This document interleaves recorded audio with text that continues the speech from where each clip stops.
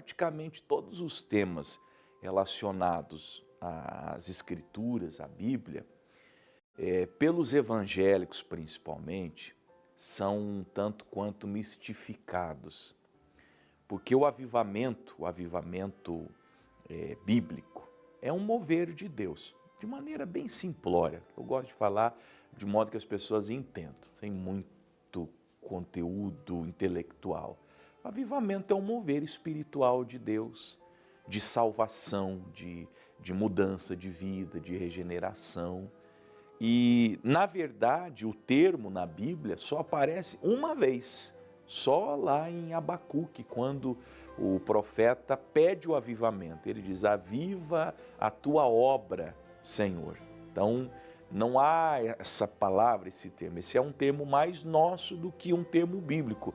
Se bem que o conceito de avivamento, ele aparece em toda a narrativa bíblica. Mas, como eu comentei, a gente não pode mistificar. A gente não pode mistificar o avivamento, a gente não pode mistificar a cura divina, os milagres. A gente não deve mistificar, por exemplo, o pastor. Tem gente que mistifica o pastor.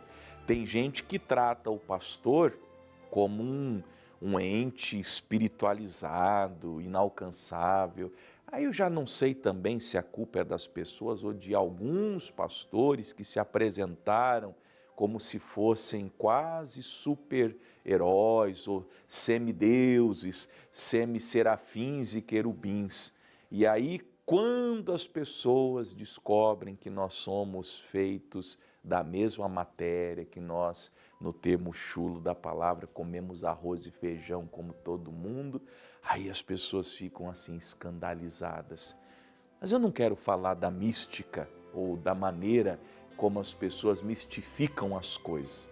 Eu quero falar de um avivamento sob a luz da palavra de Deus. E para isso, nós vamos ler Atos, capítulo 2, do verso 42 ao 47. Depois, leia todo o livro de Atos e leia para entender essa história, o contexto desta história, o Atos capítulo 2. Porque aqui nós temos a descida do Espírito Santo, cumprimento da profecia de Joel, as pessoas batizadas com o Espírito Santo, a pregação de Pedro e o que esta pregação produziu. E o que essa pregação produziu foi o que se convencionou a chamar um avivamento. Se nós queremos entender, então, à luz das Escrituras, o que é um avivamento, talvez a resposta esteja aqui. Por quê? Uma vez tendo sido batizadas quase 3.000 pessoas, você lê isso no 41, sorte que foram batizados que de bom grado receberam a palavra. Presta atenção, olha a raiz do avivamento. E vamos falar de um avivamento nas nossas vidas, que ele aconteça pelo Paraná, pelo Brasil, pelo mundo inteiro. Mas ele deve começar comigo. De sorte que foram batizados os que de bom grado receberam a palavra. O avivamento na minha vida começa quando de bom grado eu recebo a palavra. Ou do pastor, no culto dominical, ou quando eu leio a Bíblia. Você leu a Bíblia essa semana? O que Deus falou com você? Foi uma promessa? Foi uma exortação? Foi uma admoestação? Foi uma repreensão? Você recebeu aquela palavra? Você leu o texto e sentiu o teu coração compungido a obedecer aquele texto? Se você recebeu de bom grado aquela palavra de Deus, você começou a desfrutar de um avivamento naquela área que Deus tenha tratado. Às vezes Deus nos aviva, vou exemplificar, para arrependimento. Nos mostra um pecado que estamos cometendo, pecado este que nós não enxergávamos, mas agora nós enxergamos e falamos, vou mudar. Isso é um avivamento. Ou Deus nos desperta para a obra. Estamos na igreja há tantos anos, Vamos lá, sentamos, ouvimos a palavra, dizimamos, ofertamos. De repente, num culto, o pastor pregando sobre fazer a obra, sobre servir a Deus, você se aviva para aquilo e pensa, eu preciso fazer mais pela causa de Deus. Às vezes, Deus aviva uma pessoa para prosperar.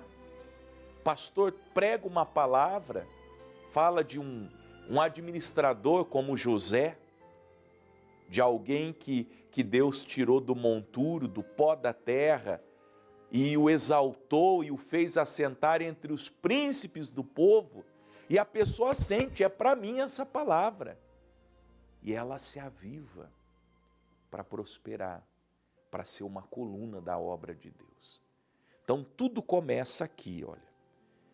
De bom grado receberam a sua palavra. E naquele dia agregaram-se quase 3.000 almas. Aí era um avivamento coletivo.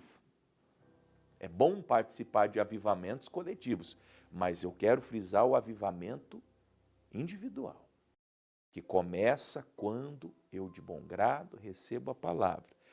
O que aquele avivamento produz? Vamos ver agora tópicos do que um avivamento individual ou coletivo traz às pessoas. Primeiro, verso 42, e perseveravam na doutrina dos apóstolos. Minha gente, eu preguei em Cascavel dia desses, e lá eu falei o seguinte, o nosso elo mais perto de Jesus, que mais nos liga ao que Cristo fez, foi o escrito dos apóstolos. Quando eu leio as cartas de Pedro, por exemplo, eu estou lendo as palavras de alguém que andou com Jesus. Pedro, nesse sentido, é o meu elo mais próximo de Jesus. Acatar, atender, obedecer, praticar o que Pedro ensina é praticar a doutrina dos apóstolos. Quando eu leio João, 1 João capítulo 1, quando João diz, as nossas mãos tocaram da palavra da verdade e nós a vimos. Aí ele conclama, ele diz, tenham comunhão conosco, porque a nossa comunhão é com Jesus. Então, quando eu leio João, tento imaginar a epístola de João, claro que o que está aqui na minha Bíblia, na sua Bíblia, não é o texto original, mas é uma compilação do texto original. Você imagine que este ancião, do alto dos seus 90 e tantos anos, um dia pegou um pergaminho, tinta e pena e escreveu aquelas palavras. E esse senhor idoso, de 90, 95 anos, ele foi o discípulo mais íntimo de Jesus. O único que foi com Jesus até o Gólgota, o único que ficou com Jesus em todos os eventos importantes. Então, eu tenho que perseverar na doutrina dos apóstolos. Depois de João, de Pedro, vieram outros.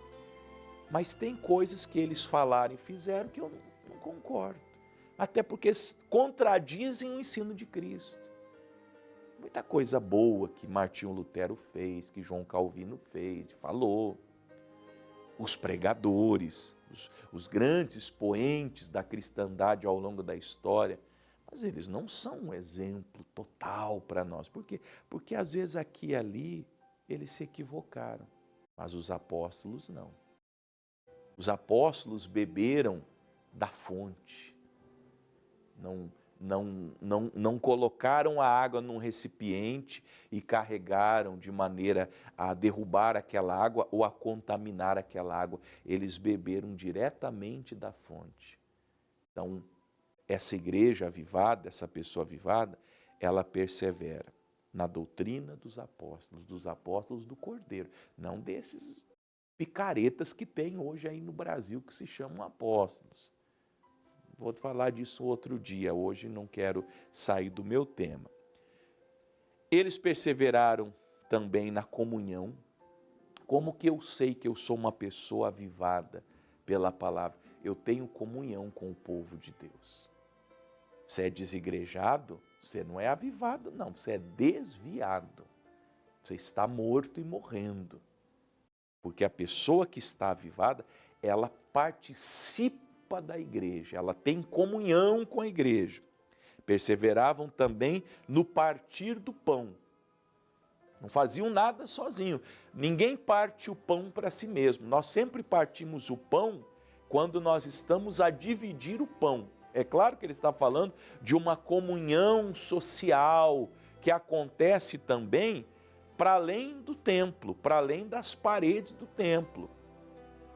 Nós somos e temos a marca do avivamento quando os nossos grandes amigos são pessoas da mesma fé. Quem são os seus grandes amigos? As pessoas com quem você mais convive são pessoas de dentro da igreja ou de fora da igreja? São as pessoas de dentro da igreja, apesar delas serem falhas, apesar delas ainda cometerem pecados. Ninguém é perfeito, nem você. Mas se você tem comunhão com o povo de Deus, é porque você faz parte do povo de Deus. Como aquele ditado americano apregoa: gansos que têm a mesma pluma voam juntos. Ou você é um ganso de Deus, ou você é um pardalzinho na chuva molhado.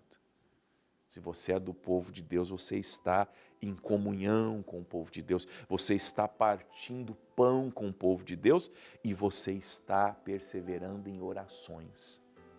Preguei em Cascavel também e eu dizia que orações contínuas, constantes, perseverantes, são talvez os maiores sinais de que uma pessoa nasceu de novo. A oração, para mim, é o maior sinal de alguém nascer de novo. Uma pessoa que não ora, possivelmente não nasceu de novo. Porque na narrativa bíblica, toda pessoa que teve um encontro com Deus, a primeira coisa que ela começou a fazer foi orar. Se ela tem o Espírito Santo, ela ora, porque o Espírito Santo nos ajuda até nas fraquezas a fazer orações. Você pode estar se sentindo um caco, um lixo. O Espírito Santo em você não te deixa quieto. Ele põe palavras na tua boca e te ensina a orar. Prossegue. Em cada alma havia temor. Como nós sabemos que uma pessoa está sob um avivamento de Deus, ela teme, ela respeita, ela obedece a palavra, ela não negocia, ela não faz nenhum tipo de concessão com o que as Escrituras apregoam, ainda que o mundo venha linchá-la ou cancelá-la, como é a moda hoje. Ela tem o temor. E muitas maravilhas e sinais se faziam pelos apóstolos. Onde tem avivamento, tem milagres. Pastor, eu estou numa igreja, e eu atendi falando isso, um rapaz que saiu da Igreja da Graça, e foi para essas igrejas modernas, hoje, pintadas de preto, muita música, muito show, muita gente sensual no palco, as moças com decotes, com calças apertadas, os homens também. Igreja que o pastor fica assim de camisetinha, mostrando o bíceps. Ih, você está perdido e não sabe. Esse rapaz saiu da igreja há uns 10 anos, outro dia ele veio falar comigo. Aí conversa vai, conversa vem. Falei, lá nessa igreja, nesses 9, quase 10 anos, você já viu Deus curar uma pessoa? Ele disse, não, nunca. Nunca vi uma pessoa dar um testemunho de cura. E libertação de demônios, porque aqui na Graça você, inclusive ele era um obreiro da Igreja da Graça, aqui você expulsou muitos demônios. Falei, eu lembro de você em cultos aqui, impondo as mãos e expulsando demônios. E lá? Falei, nunca vi, lá não tem isso. Tem que ter sinais, olha. Então gente, olha, veja, pastores, os pastores são pastores de, como que eles falam, cessacionistas, que não acreditam mais nos milagres.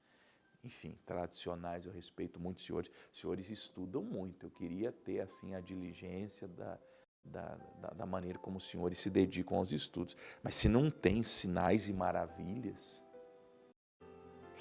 não sei. Talvez a Bíblia, talvez não sejam os senhores que estejam errados, talvez seja a Bíblia. Mas daí a gente podia arrancar essa página e jogar ela fora também. Mas talvez não. Talvez os senhores estejam errados. Todos os que criam estavam juntos e tinham tudo em comum. Vendiam suas propriedades e fazendas e repartiam com todos segundo a necessidade que cada um tinha. Quando nós estamos avivados e temos condições financeiras, não é só a igreja que a gente ajuda. É claro que a gente ajuda a igreja como instituição. A igreja tem que pagar o aluguel, tem que pagar o programa, a igreja que tem um programa de evangelização, como a nossa igreja tem. A igreja tem conta de luz, tem IPTU, tem internet. Mas a igreja, corpo de Cristo, tem necessidades. Se eu sou um membro rico da minha igreja, eu conheço irmãos que estão caminhando comigo para o céu do meu lado, em necessidade, eu vou ajudá-los. Eu sempre ajudei. É óbvio que o que a mão direita faz, a esquerda não precisa saber. E eu sempre ajudei e sempre incentivei a ajudar. Sempre. Já fui muito recriminado por isso. Já fui até acusado de dissipar valores, que às vezes eu levanto para ajudar enfermos, para ajudar uma pessoa que não tem uma situação. Mas quem é avivado ajuda o próximo. Se você não ajuda ninguém, você é mesquinho, avarento, murrinha, mão de vaca, como se diz, você não é avivado. Porque uma pessoa sob avivamento, está aqui, ó, ela chega a vender a propriedade que ela tem para repartir com quem tem necessidade. Sempre no princípio que Jesus ensina lá em Mateus 6, que a mão direita faz, a esquerda não fica sabendo, você não vai tocar trombeta, eu ajudo todo mundo, não, ninguém nem sabe. Às vezes você ajuda uma pessoa e ela nem sabe que você está ajudando. Você dispõe de uma quantia em dinheiro, ou de comida, de mantimento cotidiano, e não é nem você que entrega, você chama alguém de confiança e fala, leva isso lá para aquela pessoa. E não fale que sou eu quem estou ajudando. Eu já fiz assim também, porque às vezes não é bom a pessoa saber que nós estamos ajudando. Então você faz ali, fala, entrega lá, só diz que foi um presente de Deus, de alguém que gosta muito dela. A pessoa vai lá, leva, e ninguém fica sabendo. Quem recebeu não sabe, o que levou está levando, nem sabe a quantia que está ali, e fica assim. É avivamento, a pessoa ama o próximo. E perseverando unânimes todos os dias no templo e partindo o pão em casa. Comiam juntos com alegria e singeleza de coração. A pessoa vai na igreja, pessoa avivada, diz, pastor, eu estou no avivamento, faz 1 ano que não vai na igreja, não está avivado, não. Pessoa que não vai na igreja, no templo, para adorar, para orar, para servir. Pastor, eu não gosto do templo, não gosto do culto, não gosto de ficar lá 40 minutos, 1 hora, 2 horas, não gosto do sermão do pastor, não gosto da irmã que canta, não gosto da cadeira, não gosto da frente da minha igreja, não gosto de nada. Então, você está sem avivamento. Porque uma pessoa que tem um avivamento, uma das características, nós estamos vendo todas as características, é que essa pessoa gosta de ir no templo. Ela tem prazer. Pode ser a igrejinha simplesinha, lá no meio do mato. Ou pode ser uma catedral imponente na cidade. Ela gosta de ir. E aí, terminando, esse povo avivado louva a Deus e cai na graça de todo o povo. E todos os dias acrescentava o Senhor à igreja aqueles que se haviam de salvar. Bom, a gente, quando está sob um avivamento, cheio de Deus, cheio do Espírito Santo, a gente está promovendo o crescimento, não só o nosso principal, claro, mas o crescimento da igreja onde nós somos parte. Veja que não é só uma questão do pastor. Os apóstolos estavam lá pregando como Pedro pregou, batizando como Pedro batizou, fazendo sinais e maravilhas como os apóstolos faziam. Mas a própria igreja, a própria comunidade, a própria congregação avivada era usada por Deus para levar o povo que seria salvo. E olha que bonito, vem quem vai ser salvo. Uma igreja avivada atrai pessoas que virão ser salvas, não para dar problema. Pastor, na minha igreja só vem gente problemática, então não é Deus que está mandando, é o diabo que está mandando. Quando está acontecendo um avivamento na vida do pastor ou na vida da comunidade, quem está mandando o povo é Deus. Aí, claro, vem todo tipo de gente. Vem a Maria Madalena, vem o Pedro impetuoso, vem o Tomé duvidoso, vem o Saulo perseguidor, mas eles vêm e são transformados. Por quê? Porque toda pessoa que Jesus traz para a igreja, que Deus traz para a igreja, Ele traz para salvar. Então vem a Maria Madalena prostituta, mas ela não vem ser prostituta, ela vem ser santa de Deus. Vem o Pedro impetuoso, mas ele não vem para ser o impetuoso, o briguento da igreja. Ele vem para ser o líder, ele vem para ser o apóstolo. Vem o Saulo perseguidor, ele não vem para continuar sendo o Saulo perseguidor, ele vem para ser o maior de todos. Isso são sinais de um avivamento. Quando é Deus, olha só, e todos os dias acrescentava o Senhor à igreja aqueles que se haviam de salvar. Quem está trazendo, pastor, pessoas para a sua igreja? É Deus, ou o Senhor, ou o diabo? Geralmente as pessoas terão as características de quem as traz. Por isso que eu não quero trazer ninguém para a igreja da graça, ou para a igreja onde eu estou como pastor hoje, aqui na José Loureiro 603. Eu quero que Deus traga. Eu prego e quem traz é Deus. Tudo que o Pai me der virá a mim, disse Jesus, e aquele que vem a mim, de maneira nenhuma, será lançado fora. Essas são algumas características do avivamento bíblico. Teria mais, não temos tempo. Espero que essas palavras te abençoem. A nossa produção vai editar e vai postar em outros dias para que você assista nas redes sociais do programa Paraná na Graça.